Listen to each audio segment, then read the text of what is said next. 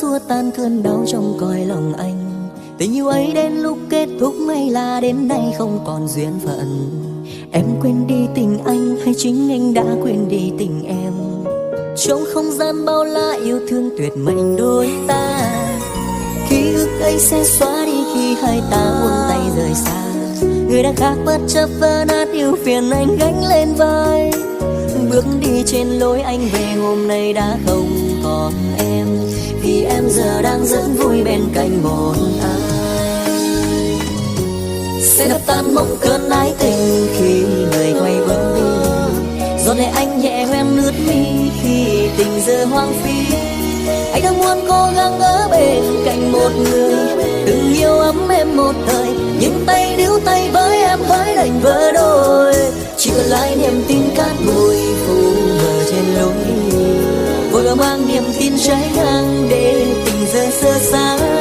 Anh yêu em nhớ em thật nhiều người ơi có yêu cho lòng anh, vẫn ngày đêm chờ mong em sẽ lại đến bên anh.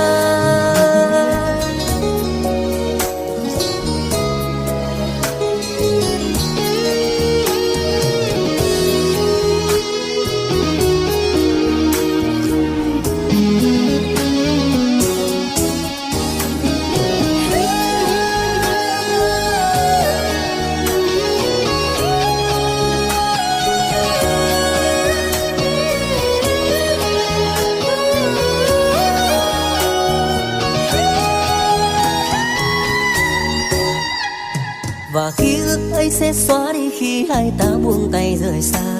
Người đã khác bất chấp vỡ nát yêu phiền anh gánh lên vai. Bước đi trên lối anh về hôm nay đã không còn em, vì em giờ đang rất vui bên cạnh một ai. Sẽ đập tan mộng cơn ái tình khi người quay bước đi, giọt lệ anh nhẹ hoen nước mi khi tình giờ hoang phí. Anh đang muốn cố gắng ở bên cạnh một người từng yêu ấm em một thời, nhưng tay níu tay với em hỡi đành vỡ đôi. Chỉ còn lại niềm tin cát bụi phủ mờ trên lối đi, vội vàng mang niềm tin trái ngang để tình giờ sơ xa.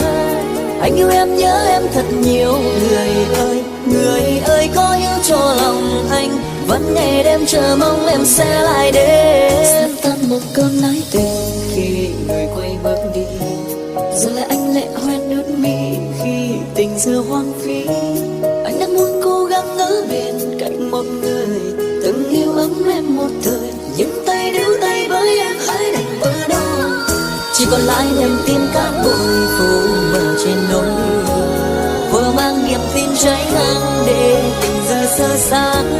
Anh yêu em nhớ em thật nhiều người ơi có yêu cho lòng anh, vẫn ngày đêm chờ mong em sẽ lại đến.